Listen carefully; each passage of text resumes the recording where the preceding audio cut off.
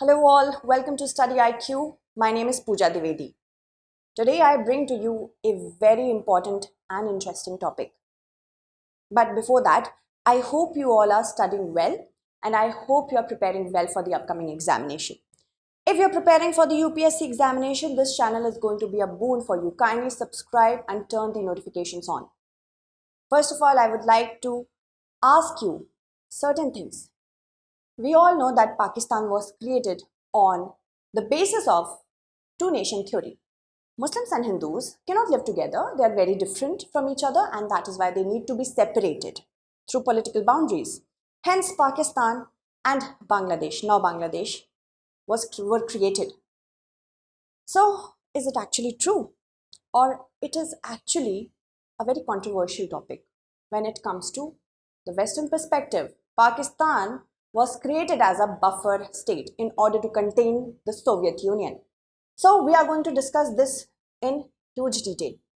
Never, never, never give up.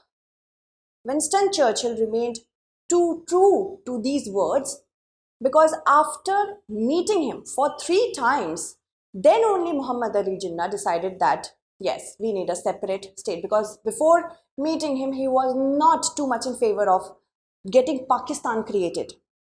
So, of course, this quote, he remains true to this. Now, there are many topics that we are going to discuss step by step from the perspective of your preliminary as well as mains examination. But it is more of a storytelling. It is very interesting, highly interesting. I loved it when I studied it about it. I hope you will love it even more. So, as you see that Pakistan is right now going through a crisis. This crisis has spiraled because of the former Prime Minister of Pakistan, Imran Khan. He allegedly says that the London plan is out. The army is conspiring to put him behind the bars for the next 10 years under the charges of sedition. We all know that he was nabbed on 9th of May 2023 from a courthouse when he was registering his biometrics.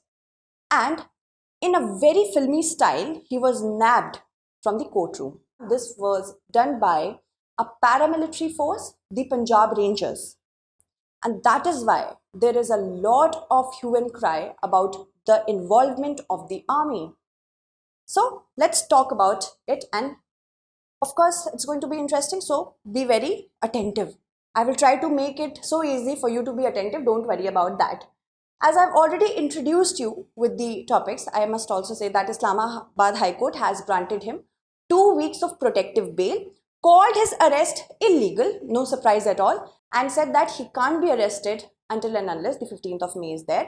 And using this opportunity through a series of tweets and addressing the nation, the former Prime Minister of Pakistan has said that the London plan is out, the army is conspiring against him, he can also be assassinated according to him. Of course, assassination attempts were there last year only.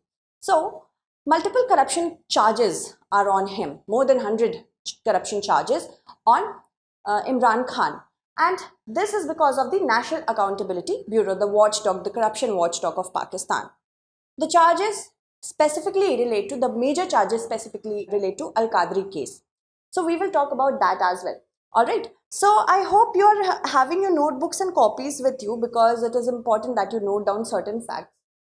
Britain's National Crime Agency made very sensational claims that a business tycoon, Malik Riaz Hussain, he laundered money, and the laundered money was through a land. The land was donated to the Al-Qadir Trust. Okay, and Al-Qadir Trust is actually belonging to Bushra Bibi, who is the wife of Imran Khan. But Imran Khan says that it was given in a charity. But nobody believes him, especially if we talk about the National Accountability Bureau, NAB. The current scenario is such that the PTI says that they are going to file an FIR against National Accountability Bureau as well. And there were also charges like he did not disclose money which he earned by selling the gifts he received as a Prime Minister when he was on foreign visits. So these are the kind of charges, very embarrassing yet interesting and of course very intriguing. Moving ahead, of course, we have to know about many other things that go to the background of the entire situation. We all know that the political military nexus in Pakistan is very, very, very strong. I cannot emphasize enough. And Imran Khan rose to power himself because of the help of the military. So, the thing why the army is included in the entire scenario, why there is a conspiracy that the army, and not a conspiracy, but actually a thought that military could be involved in the entire scenario or army could be involved in the entire scenario is because of the first point here. Who actually, the people who nabbed Imran Khan were not a police, but a paramilitary force, the Punjab Rangers. And because of this point only, there is a hue and cry over the involvement of the military. And Imran Khan has been locking his horns since a very long time with the current army chief Munir. Actually, Munir, when he was the prime minister, Munir was the chief of ISI. And back then, Bajwa was the chief of the army. With the help of Bajwa only, he came to power in Pakistan. So he was not very happy with Munir's presence around him. He asked Bajwa to sideline him on many occasions. Bajwa back then was at his side, and he blamed the former army chief Qamar Javed Bajwa as well that a kind of conspiracy is going on in order to ensure that he does not become the prime minister again. Imran Khan doesn't become the prime minister again. Alright, so these are the certain things that we have to know when we talk about the background. Why is all this actually happening? But how did the army become this mighty? This is one of the biggest questions. In our country as well, we also, emerged along with Pakistan. But our army is not that powerful. I will try to draw parallels also. There is, of course, the emergence of Pakistan. The biggest reason, Pakistan was carved out in a haste on an ill-founded theory that Muslims and Hindus cannot live together. And two-nation theory is there because of that only. There is also another theory to counter Russia's outreach in the warm waters of the Arabian Sea, the Indian Ocean. So it's going to be very interesting. I hope you are understanding all this, because whenever you are going to write your mains examination, when it comes to the army, because I'm sure that this year or the next year, there is going to be a question related to Pakistan. And army is going to play a very huge role in the answer writing. All right. So first of all, let's talk about the two-nation theory. Two-nation theory emerged just as a piece of one's mind. Whose mind? This mind was of Sir Muhammad Iqbal. He published a paper back in 1930, on 29 December, if I have to put the precise date. He published this paper and said he actually manifested there should be a nation not in the northwestern India for Indian Muslims. And this was the beginning of the idea of Pakistan. It was not as important as it is today. Nobody believed that a nation could be carved out of India that comprises only of one dominant religion. Nobody thought about that. This was just an imagination, but he manifested. Alright, so this two-nation theory was actually a plant that was growing out of a seed. The seed that the British sowed. Hindus and Muslims cannot live together. They are very different from each other because they are culturally, socially so different from each other. They of course cannot be politically unified. This was the seed that was planted by the British, watered by Sir Muhammad Iqbal, and then made into a tree by Muhammad Ali Jinnah. So all these things are very interesting. Stay tuned with me. See, Muhammad Ali Jinnah was not in a favor of Pakistan. I told you that. He of course was all voice for the rights of the Muslims, a minority group. But he was never in favor of Pakistan. As a nation shouldn't be created according to him back then. But 3 times he met Winston Churchill and he never gave up the thought of letting India stay unified. He ensured that he brainwashes Muhammad Ali Jinnah over and over again, and hence Pakistan was created. So according to Muhammad Ali Jinnah, a Muslim of one country has far more sympathies with a Muslim living in another country than with a non-Muslim living in the same country.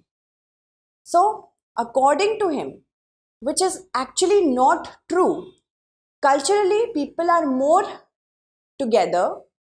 I don't think, as somebody who belongs to a certain religion, could relate to a person who belongs to the same religion in other country, because the cultural, the social, the political scenario is going to be very different. This was his theory. Of course, this was the British strategy to keep the Hindus and Muslims divided for a long period of time. And this was the reason when we saw that the communalism scenario raised its head, and when that happened, we all know the rest is history. So you see, this is undivided India, 1947, and here is Soviet Union, which of course the US and UK had threat from. They had their own perceived threat. By 1947, Cold War situation was well maintained in the world. So there was an issue that we have to stop this country to be friendly with India and get into the Indian Ocean.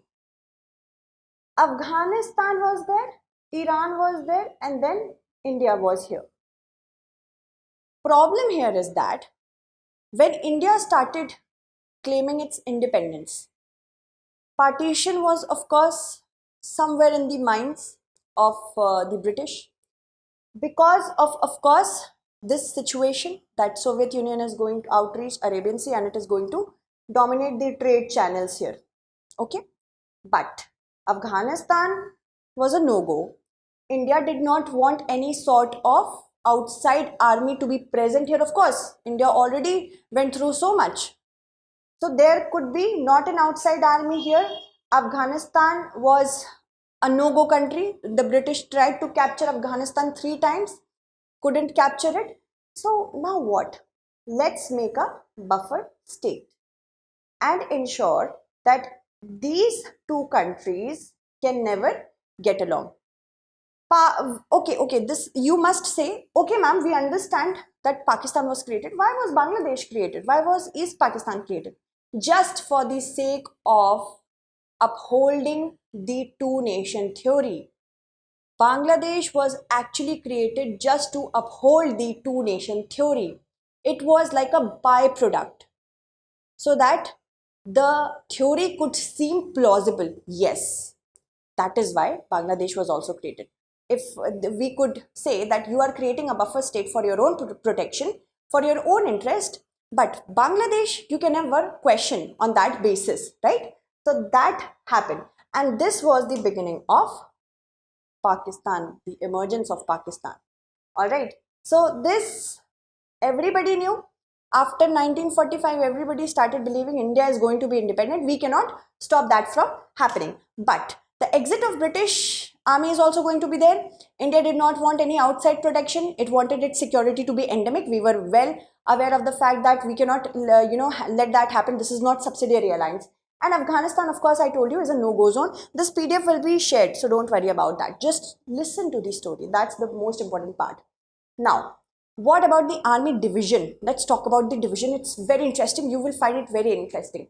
The British Indian army was partitioned along religious lines.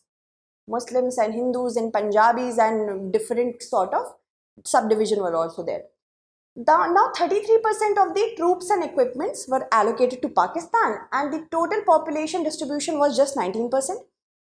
Here comes the main problem. When you have such a huge army, you need finances also. You are not going to just have any sort of other system, like barter system can't be there.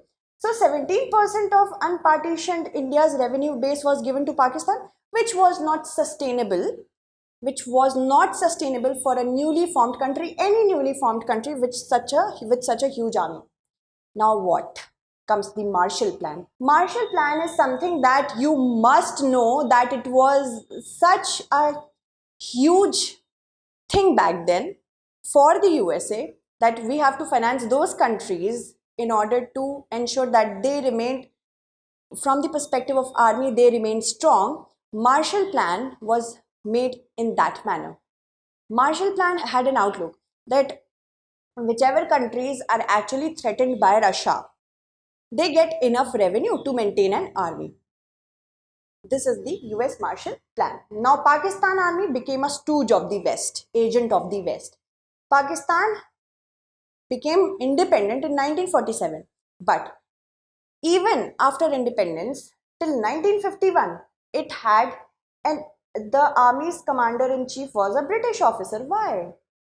An intelligence agency was also there for a big 9 years. There are still intelligence agencies in Pakistan by the US which are actually not in control of the Pakistan army. Can you imagine?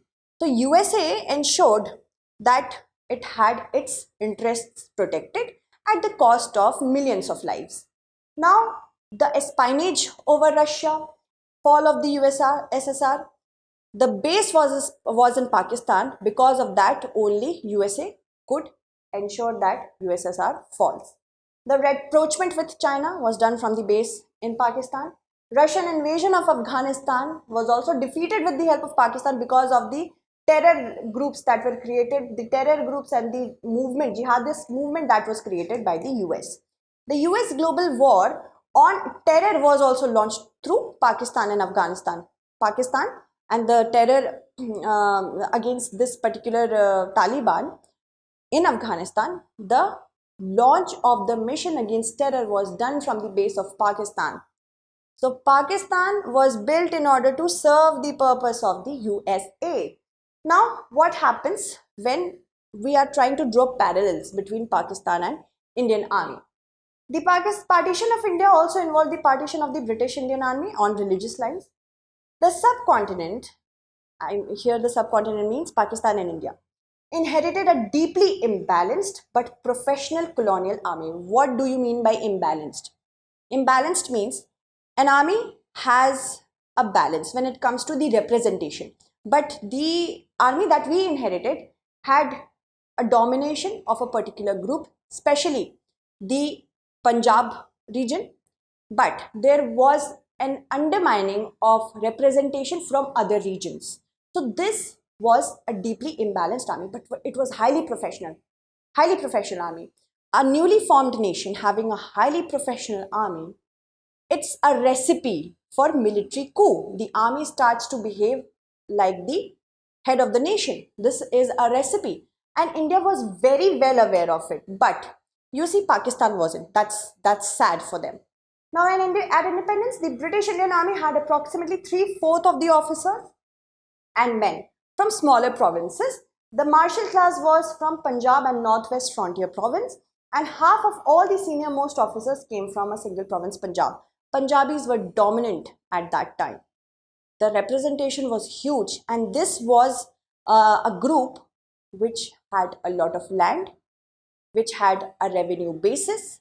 So it was very well, you can say this group was well developed, and that is why it was really dangerous for any newly formed country.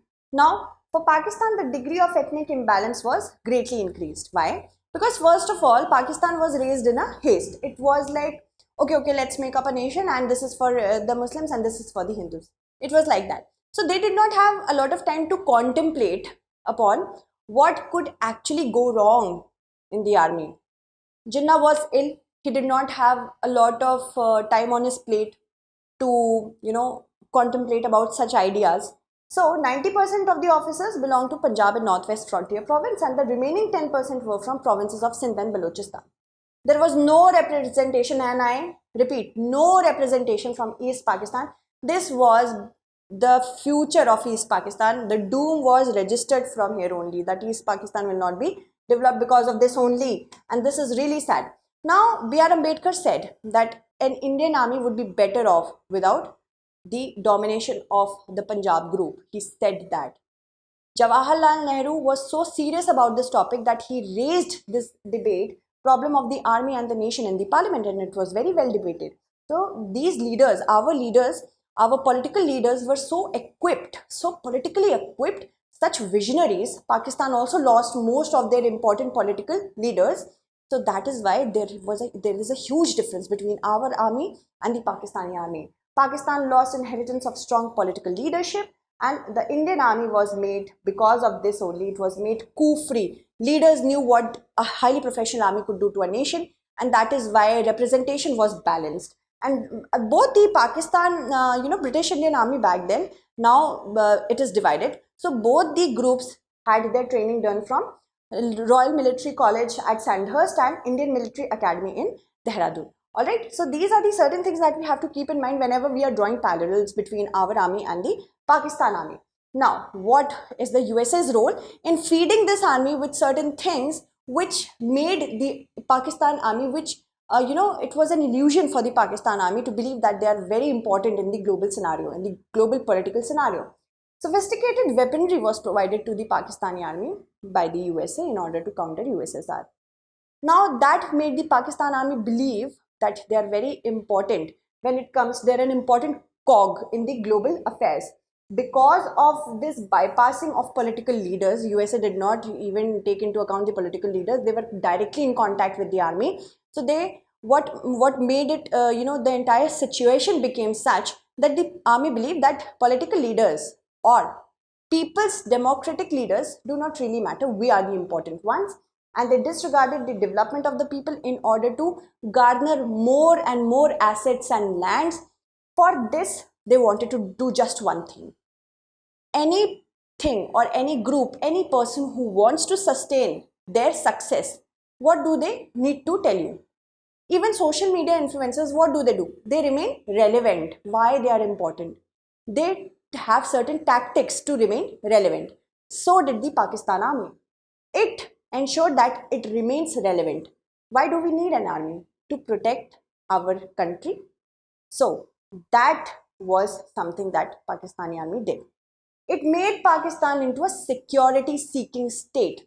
It made India the perpetrator of terrorism, saying that India is the Hamsaya Dushman Mulk, and that is why we need the army. So we are important. So this is the reason. These are the reasons why Pakistan army became so important and such an influential group. Now, as I told you, the last democratic government was in 1958 in Pakistan. Pakistan's President Iskandar Mirza abrogated the constitution and declared martial law on 27th October 1958, power hunger, and he appointed General Ayub Khan as the chief martial law administrator. Now, power hunger between two power hungry people.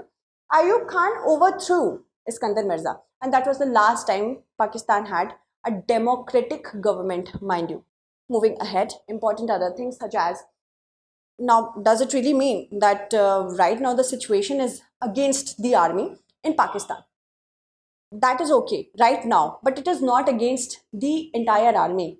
It is only against the chief, Munir. Imran Khan is actually hardly a champion of democracy. He came to power, he rose to power with the help of the army, and people's anger against an army chief is only there. After a certain period of time, India will again become the Hamsaya Dushman Mulk. It is still, but this narrative will be more exaggerated, and then again army's relevance will be there. Okay, so we have to understand it from that perspective. Now, what can be expected from the current situation? First of all, judicial intervention that the Supreme Court has done to release Imran Khan is actually adding fuel to the fire. Of course, that is by the constitution, it is correct, but it is still adding fuel to the fire. The army has already signaled that they would hold the PTI, and also Imran Khan, in charge of whatever has happened in the country, the crisis that was created in the country. That is also another problem. There is another problem, military cohesion. There is a group in military that is pro-Imran Khan. There is a group in military that is anti-Imran Khan. So there could be a loss of cohesion in the army. And whenever that happens, we see what is happening in Sudan. More power-hungry people adding fuel to the fire of the civilian crisis that is happening. Now, other important thing is that level of violence could increase. Economic crisis is already there because balance of payment crisis is there. It is going, Pakistan is believed to, default on its debt service as soon as next month. So these are the many things that we have to take care of whenever we are writing a good answer. Biggest problem is for India. Why? Refugee crisis. Whenever there is a civil war, the people tend to leave that area in order to save their lives. Jammu and Kashmir area is the most vulnerable. Rajasthan becomes vulnerable, Gujarat becomes vulnerable, Punjab, Haryana, all these regions become vulnerable to refugee crises. And in order to deviate the attention, the Pakistani army will definitely let insurgency grow in Jammu and Kashmir, more challenges for India. The Chinese angle could also play that, first of all, the Chinese government right now is very insecure about its own BRI project. So what happened?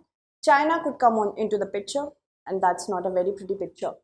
There could also be a rise in counterfeit currency, because it is whenever these kind of activities, civil crisis increases, nefarious activities increase. Radicalization. People in Pakistan are living in an economic vacuum. They do not have jobs. They are living on hand to mouth, most of them. So it is very easy for them to be radicalized by terror groups. So terror groups, ISIS, they could also recruit from this particular region. So I hope you understood this topic well. I tried my best to ensure that you remain attentive in the segment. And for any personal query with respect to this particular segment, you can contact me on Instagram, and the PDF will be, of course, there on Telegram. All right. So you can search for me, Pooja Dwivedi, StudyIQ, and then I will appear in your Telegram and I will send you the PDF. Okay. So that's it. Thank you so much for watching. Stay updated.